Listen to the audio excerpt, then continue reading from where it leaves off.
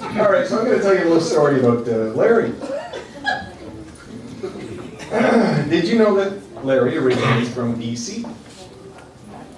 Dr. Floyd. Dr. Floyd, that's right. What? Am I not the only one that knows?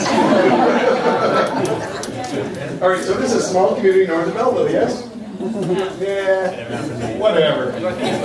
When Larry was a little boy, he attended the only school in the community, very small community. And apparently had classes that combined many grades. He described one to me that had, people from grades 1 to 6 or, something like that. I'm not really sure if this is true or if this is Larry's way of telling me failed grade 1 6 times in a row. Anyway, our next guest is His Worship Ben Tekamp, former mayor of Brockville, and is now retired, enjoying the finer things in life. Ben has been a dear friend and golfing buddy to Larry for 15 years. They've been associated for years on City Council, Employment Education Center, the Marine Discovery Center, the Ontario Winter Games Committee, and the Thousand Islands Rotary Club. When Ben first met Larry, it didn't take him long to realize that Larry, as a friend, is one of a kind. Please welcome Ben Tekamp.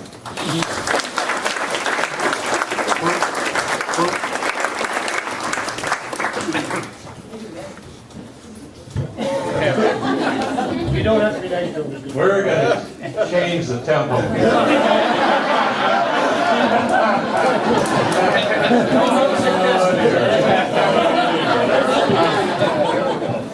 Mind you, the first draft of this we had to discard because I found out that Larry's kids are going to be here. So I said, well, can't say that. So the second draft. And halfway through the second draft, I said, oh, damn. What's Larry going to do when he goes up to Calumet all by himself? Need I say more, Joe? Anyway.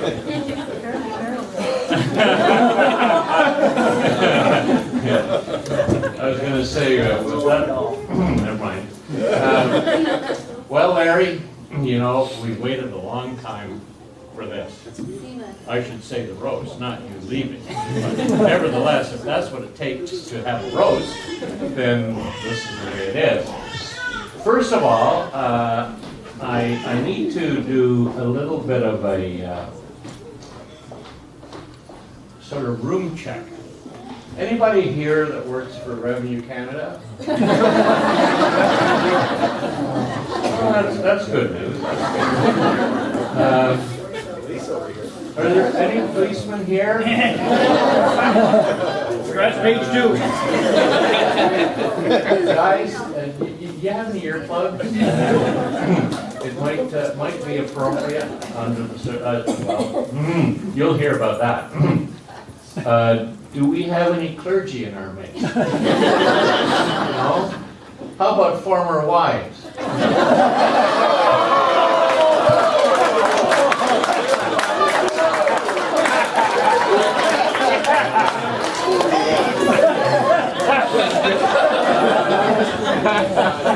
What do you think, Calvin? Are we in the clear? I think so.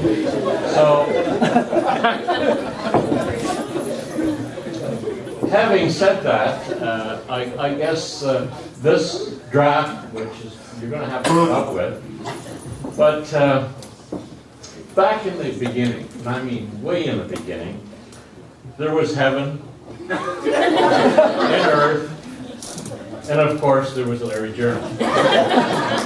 And some people might say that after Larry was born, they broke the mold. And they never ever made anything like it. And then became the age of the dinosaurs. So it's a direct descendant that has a lot to do with Larry and how he approaches things. Don't worry that I have a limited time limit, so I'm not going to go into all of that in extreme detail. But nevertheless, I was asked tonight to focus only in on one area.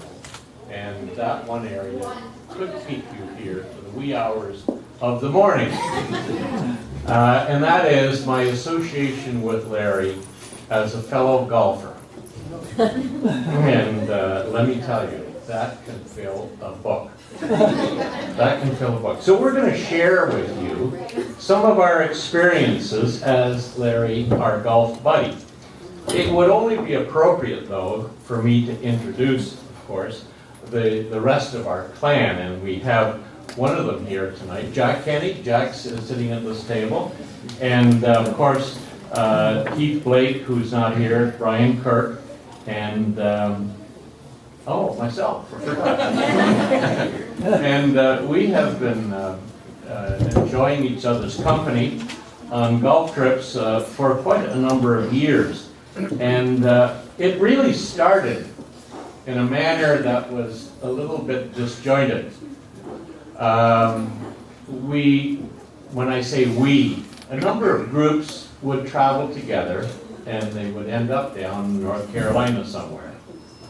And on the way back, we were driving through Maryland, I think it was.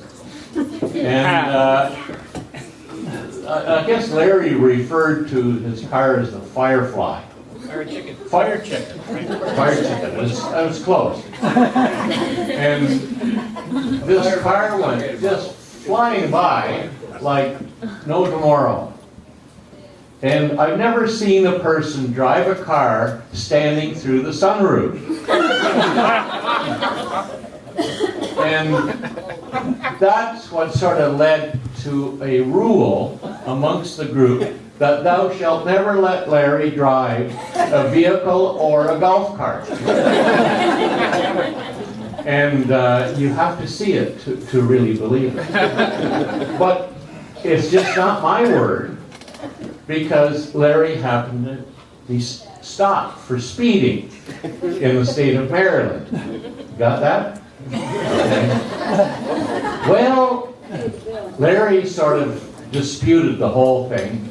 He felt that, well, since it was going downhill, it wasn't all his fault. But nevertheless, Larry never did pay the speeding ticket.